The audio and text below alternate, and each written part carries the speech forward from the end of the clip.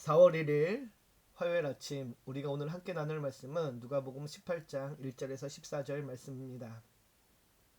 예수님께서는 하나님 나라를 위한 제자도가 무엇인지 그리고 그 나라의 백성으로 살아가야 되는 그 제자들에게 믿음이 무엇인지 또 하나님 나라가 어디에 어떻게 임하는지를 말씀하십니다. 그리고 오늘 본문에서는 그 나라를 기다리는 자들 또 그 나라에 들어갈 그 자들의 태도에 대해서 알려주고 있는데요. 먼저 1절을 보면은 예수께서 그들에게 항상 기도하고 낙심하지 말아야 할 것을 비유로 말씀하셨다라고 이야기합니다. 기도와 낙심이라는 단어가 나옵니다. 그래서 오늘 본문을 기도에만 국한시켜서 생각을 하게 되는데요. 그러나 이어지는 8절을 보면은 인자가 올 때 세상에서 믿음을 보겠느냐라는 그 말씀을 통하여서 이 본문이 단순한 기도에 대한 말씀이 아니라 하나님 나라를 소망하는 사람들, 즉 예수님의 그 초림과 재림 사이를 살아가는 그 성도들에게 주신 격려의 말씀이며 어떻게 살아야 되는지에 대한 말씀임을 알게 됩니다. 그리고 이어지는 본문에서 과부와 재판장의 비유가 이어지죠. 첫 비유는 이렇습니다. 먼저 2절을 보면은 이르시되 어떤 도시에 하나님을 두려워하지 않고 사람을 무시하는 한 재판장이 있었습니다. 그리고 그와 정반대 입장에 서 있는 한 과부가 나오죠. 이 과부는 억울한 일을 당하게 되고 그 억울함을 풀어줄 것을 재판장에게 요청합니다. 재판장이 들어주지 않자 자주 찾아갔다라고 이야기하죠. 그럼에도 불구하고 이 재판장은 들은 채도 안 하고 무시합니다. 그러나 그 후에도 계속해서 과부가 찾아오자 귀찮고 괴로워서 어쩔 수 없이 과부의 원한을 풀어주려고 합니다. 이 재판장은 과부를 위해서가 아니라 자신을 괴롭게 찾아오는 것이 귀찮아서 과부의 청을 들어주게 됩니다. 즉 과부의 편이 아니라 자신의 이익을 위해서 그 자신이 편하려는 그 이기적인 의도로 과부의 청을 들어주게 됩니다. 그 의도가 어떠했던지 간에 결국 과부의 청을 들어주는 모습을 보게 됩니다. 그러면서 주님께서는 7, 8절에 이렇게 이야기하죠. 하물며 하나님께서 그 밤낮 부르짖는 택하신 자들의 원한을 풀어주지 아니하시겠느냐. 그들에게 오래 참으시겠느냐. 내가 너희에게 이르노니 속히 그 원한을 풀어주시리라. 그러나 인자가 올 때 세상에서 믿음을 보겠느냐 하시니라. 하나님과 오만한 재판장을 비교하고 과부와 우리들을 비교하며 하물며 하나님께서 밤낮 부르짖는 택한 자들의 원한을 풀어주지 않으시겠냐라고 말씀해 주십니다. 우리가 하나님께 구할 때 하나님께서 우리의 기도에 응답해 주신다는 것입니다.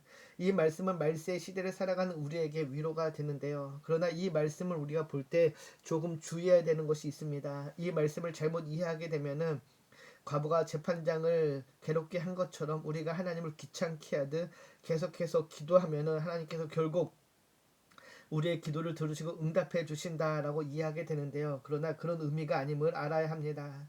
이 말씀은 하나님 나라를 소망하며 인내하는 믿음에 대한 이야기입니다. 예수님은 제자들과 성도인 우리가 주님이 오실 날을 기다리며 사는 중에 많은 고난을 겪을 것을 말씀하십니다. 하나님께 부르짖어도 도와주시지 않는 것 같은 경험을 할 수 있게 된다는 것이죠.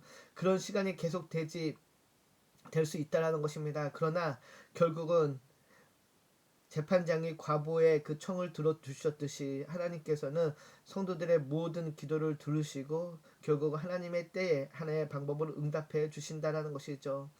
원수를 갚으시고 완전한 위로와 상을 주시는 그 약속의 때가 있다는 것입니다. 그러므로 낙심하지 말고 끝까지 하나님을 신뢰하며 이 땅을 살아가야 한다는 것이죠. 그 하나님을 신뢰하는 그 믿음으로 이 세상을 살아가야 한다는 것입니다. 그것이 하나님 나라를 기다리고 소망하는 사람들의 삶의 모습이라는 것이 있죠. 그래서 우리는 참고 기다려야 합니다. 그리스도인으로 살아가는 우리에게 억울한 순간이 찾아오고 힘으로 갚아주고 싶고 복수하고 싶은 순간들이 찾아올 때가 있지만은 이 땅에 재림의 주로 오시는 예수님의 게 모든 것을 맡기며 주어진 인생의 최선을 다해 살아가는 그 성도의 삶을 살아가야 될 줄 믿습니다. 바라기는 하나님 나라를 소망하며 인내하는 믿음으로 살아가는 우리 모두가 되기를 주님의 이름으로 축복합니다. 그리고 이어지는 본문은 바리새인과 세리의 기도의 비유가 이어집니다. 바리새인과 세리는 동일하게 성전에 와서 기도를 하기 시작합니다. 먼저 바리새인이 드리는 기도의 내용을 보면 이런데요. 11절에서 12절 말씀을 보면은 바리새인은 서서 따로 기도하여 이르되 하나님이여 나는 다른 사람들 곧 토색, 불이 간음을 하는 자들과 같지 아니하고 이 세리와도 같지 아니함을 감사하나이다. 나는 일에 2번씩 금식하고 또 소득의 11조를 드리리이다 하고, 먼저 11절 보면 이 바리새인이 서서 따로 기도하였다라고 누가는 전했는데요. 이 바리새인은 세리와의 접촉을 피하기에 따로 서서 기도를 드립니다. 세리를 부정한 자, 죄인으로 보았기에 함께 기도하지 않는 모습을 보이는데요. 경건에 대한 상대적인 우월감으로 세리를 멸시하는 모습을 보게 됩니다. 그러면서 그의 기도의 내용을 보면은 감사의 기도를 할 수 없는 자기 자랑의 기도입니다. 회개와 겸손의 강구를 찾아볼 수 없고요. 자기 자랑의 기도일 뿐입니다. 남과의 비교를 통해 자신의 의와 거룩함을 드러내는 속물과 같은 자기 자랑의 기도였습니다. 이 바리새인의 기도를 보면은 이 사람은 하나님과의 본질적인 관계가 무엇인지 전혀 담아내지 못하는 그 기도를 드리게 됨을 봅니다. 그러나 이 바리새인과 반대로 세리는 저쪽에 서서 눈도 들지 못하고 기도를 하게 되는데요. 13절을 보면은 세리는 멀리 서서 감히 눈을 들어 하늘을 쳐다보지도 못하고 다만 가슴을 치며 이르되 하나님이여 불쌍히 여기소서 나는 죄인이로소이다 하였느니라. 그의 기도는 앞선 바리새인의 기도와 전혀 다른 기도의 모습임을 봅니다. 그는 성전에 멀리 서서 기도를 하는데요. 고개를 숙인 채 가슴을 치며 하나님 나를 불쌍히 여기소서라고 고백할 뿐입니다. 앞선 바리새인처럼 비교도 하지 않고 그저 하나님 앞에 묵묵히 서서 자신의 가슴을 치며 용서를 구하는 회개와 용서를 구할 뿐입니다. 이 두 사람의 기도를 비유로 말씀하신 후 주님께서는 14절에 다음과 같이 결론을 내리시죠. 내가 너희에게로는 이에 저 바리새인이 아니고 이 사람이 의롭다 하심을 받고 그의 집으로 내려갔느니라. 무릇 자기를 높이는 자는 낮아지고 자기를 낮추는 자는 높아지리라 하시니라. 주님께서는 의인을 자처하는 바리새인이 아니라 세리가 의롭다 하십니다. 하나님이 받으시는 기도는 바리새인의 흠없는 자기 자랑의 기도가 아니라 세리의 간절하고 상한 심령의 기도였습니다. 스스로를 낮추고 하나님의 긍휼과 은혜를 덧입는 자가 의로운 자임을 알려주시죠. 반면에 스스로를 높이며 긍휼과 은혜의 필요성을 인정하지 않는 자는 불의한 자일 뿐임을 알려주십니다. 오늘도 우리의 삶의 자리에서 우리의 삶과 신앙의 모습이 내가 보기에도 터무니없고 부족해 보일지라도 하나님 앞에 서서 그저 하나님의 불쌍히 여기서로 고백한다라면은 이 고백을 하나님이 기쁘게 받으십니다. 또 이 믿음의 고백을 통해 하나님께서는 우리를 의롭다 하시며 또 그분의 의뢰로 우리를 충만하게 채우실 것입니다. 오늘도 바라기는 하나님의 긍휼과 은혜를 구하며 그 안에 머무는 저와 여러분이 되기를 주님의 이름으로 축복합니다.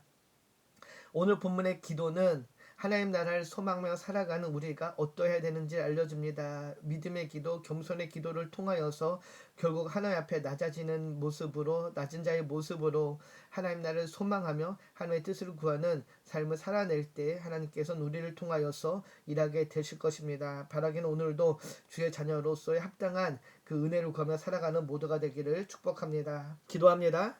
참 좋으신 하나님, 오늘도 하나님 안에서 하나님의 자녀로 살아가기를 소망합니다. 하나님 나라를 소망하며 우리의 삶에 마주치게 되는 어려움과 고난 속에서도 믿음을 잃지 않고 하나님 나라를 바라보며 살아가는 우리의 삶이 되게 하여 주시옵소서. 오늘도 믿음으로 살아가기를 기도합니다. 우리의 삶의 자리에서 주님 동행하여 주시옵소서. 감사드리며 우리를 권하신 예수님의 이름으로 기도드립니다. 아멘.